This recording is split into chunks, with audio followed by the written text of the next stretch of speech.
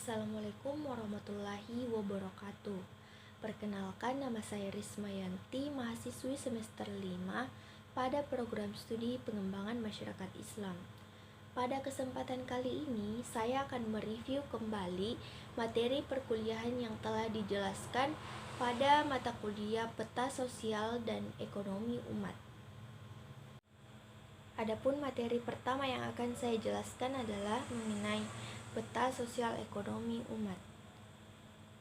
Menurut Ibnu Khaldun, seorang sosiolog, masyarakat adalah sebuah fenomena yang alamiah. Manusia bersatu untuk dapat hidup bersama dalam sebuah kelompok yang disebut masyarakat. Mengapa hal tersebut terjadi? Hal tersebut terjadi karena 3 alasan. Pertama, alasan ekonomi. Manusia hidup berkelompok untuk saling membantu dalam konteks ekonomi. Jika manusia hidup sendiri, maka dia tidak akan mampu bertahan hidup. Kedua, alasan keamanan. Manusia hidup berkelompok agar dapat mempertahankan diri dari gangguan dari pihak luar. Ketiga, alasan otoritas. Manusia hidup berkelompok agar ia mampu mempertahankan kepentingannya. Teori pertukaran sosial. Dalam teori ini beranggapan bahwa atau menjelaskan bahwa manusia adalah makhluk yang mencari keuntungan dan menghindari biaya. Selain itu juga dalam teori ini manusia dianggap sebagai makhluk pencari imbalan. Selanjutnya, hormon memberikan 3 konsep yang berbeda dalam menjelaskan pertukaran sosial. Yang pertama aktivitas, yang kedua interaksi, dan yang ketiga sentimen. Aktivitas sebagai perilaku aktual yang digambarkan secara konkret, interaksi sebagai kegiatan yang mendorong atau didorong oleh kegiatan orang lain, dan sentimen sebagai kegiatan yang dilakukan atas perkiraan akal sehat individu. Pembahasan saya selanjutnya yaitu mengenai individu, keluarga, dan masyarakat. Pertama, individu. Individu berasal dari bahasa Latin dari kata individuum yang artinya terbagi. Sedangkan individualis adalah manusia yang hanya mementingkan dirinya sendiri dan tidak mau berbagi dengan orang lain. Biasanya sikap seperti ini akan terbawa dari sejak kecil menuju dewasa. Pertumbuhan individu terbagi menjadi 3 aliran. Pertama, aliran asosiasi, aliran Gestalt, dan aliran sosialis. Selanjutnya, faktor yang mempengaruhi perkembangan individu ada 3. Pertama, pandangan nativisme, di mana berpendapat bahwa perkembangan individu ditentukan oleh faktor dari dalam atau bawaan sejak lahir. Yang kedua, aliran empirisme berpendapat bahwa perkembangan individu sangat ditentukan oleh faktor dari luar atau lingkungan. Sedangkan yang ketiga ini adalah teori konvergensi yang berpendapat bahwa perkembangan individu dipengaruhi oleh 2 faktor, yakni faktor dari luar atau lingkungan dan faktor dari dalam atau bawaan sejak lahir, di mana dari kedua faktor tersebut akan dilihat faktor mana yang lebih dominan.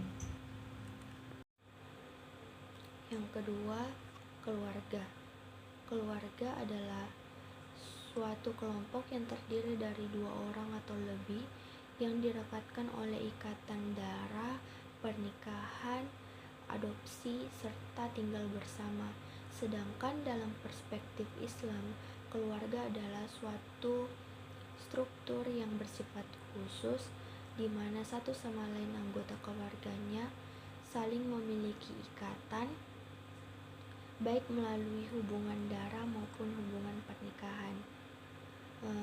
Pernikahan itu kemudian membawa pengaruh adanya saling berharap sesuai dengan ajaran Islam, dikukuhkan secara hukum, serta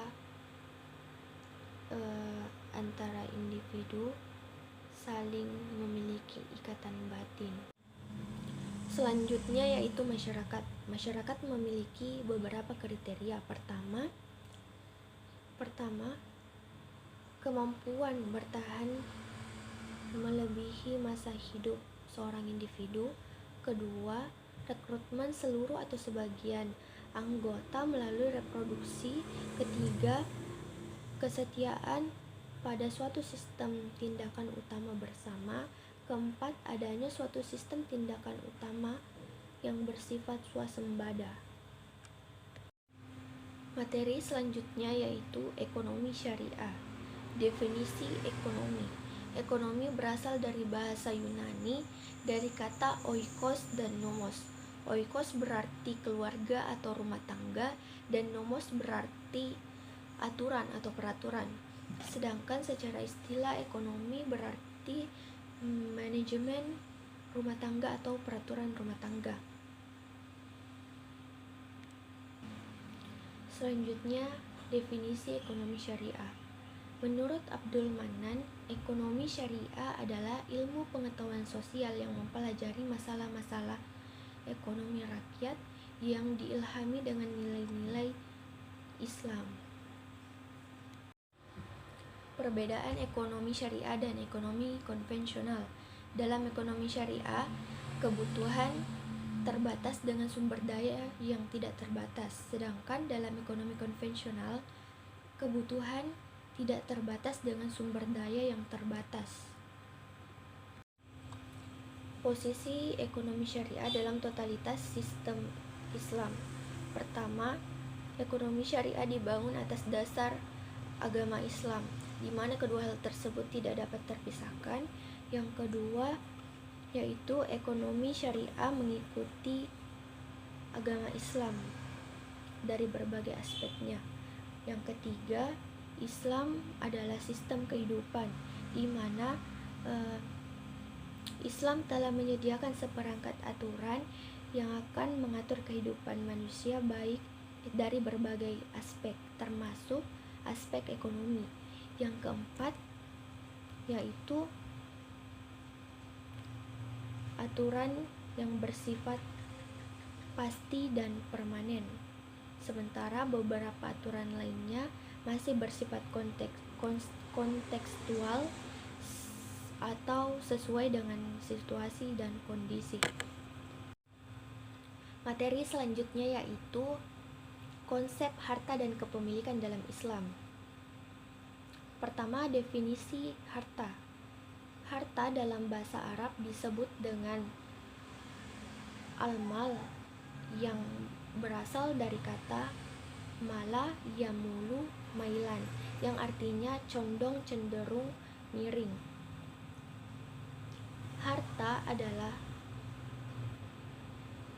sesuatu yang bisa membuat manusia merasa bahagia, seperti emas, perak, ladang, sawah, dan lain sebagainya, yang bisa membuat manusia memenuhi hajat hidupnya. Selanjutnya adalah definisi kepemilikan. Kepemilikan dalam bahasa Arab disebut dengan al-milk. Milk atau kepemilikan adalah penguasaan seseorang terhadap suatu harta sehingga seseorang tersebut mempunyai hak khusus terhadap harta tersebut. Sistem kepemilikan harta ada 3, yaitu kepemilikan individu. Dalam kepemilikan individu ini, Islam tidak membatasi manusia memperoleh harta yang sebanyak-banyaknya, namun Islam hanya membatasi manusia dalam hal cara memperoleh harta. Kedua, kepemilikan umum. Kepemilikan umum adalah izin syar'i kepada komunitas masyarakat untuk memanfaatkan suatu harta atau benda. Ketiga, kepemilikan negara. Kepemilikan negara adalah harta yang